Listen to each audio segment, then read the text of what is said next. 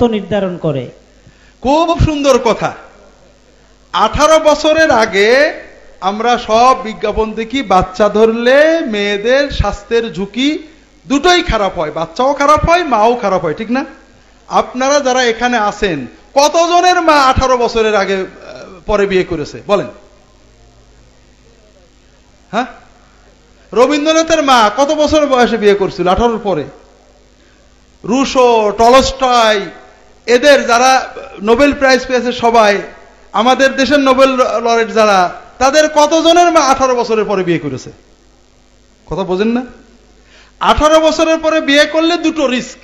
একটা হলো মায়ের, আমাদের মা খালারা, আমাদের দাদি নানিরা যারা 18 বছরের আগে 13 বছরে 12 বছরে বিয়ে করেছে, 14তে 15 বছরে বিয়ে করেছে, তারা 8টা 10টা সন্তান জন্ম দিয়েছে, 80 বছর পর্যন্ত সুস্থ থেকেছে। এখনো 80-70 বছরের বুড়ি মায়েরা খালারা বাড়িতে মেহমান আসলে রান্নার জন্য পাগল হয়ে যায়, পাশের বাড়ির লোকেদের রান্নার দরকারি সাহায্য করে, আছে না নেই? আর 18 বছর 20 বছর 23 বছরের পরে মা হচ্ছে, একটা বাচ্চা জন্ম দেওয়ার পরে সারাদিন অসুস্থ, মাথা ব্যথা, কোমরে ব্যথা, গালে ব্যথা, মেহমানের তো রানবেই না, নিজের স্বামীরও বলে কিনে আইনে খাও। এ কোন ধরনের সুস্থতা? কে বলে, কে কোন বিজ্ঞান এটা বলে আমার জানা নেই।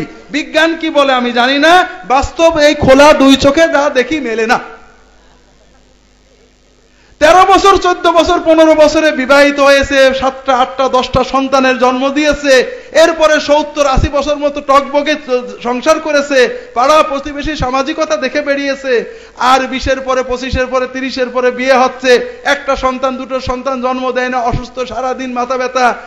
আমি বুঝি না যে সুস্থতা কাকে বলে। সুস্থতা বিষয়টা হলো, ইসলাম উৎসাহ দেয় মায়ের স্বাস্থ্য রক্ষা করে সন্তান নেওয়া যেতে পারে।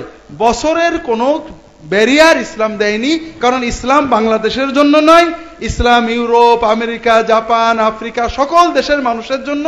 এই বয়সের অবস্থাটা দেশ জাতি ভিন্নতার কারণে ভিন্ন হয়। জাযাকুমুল্লাহু খাইরান।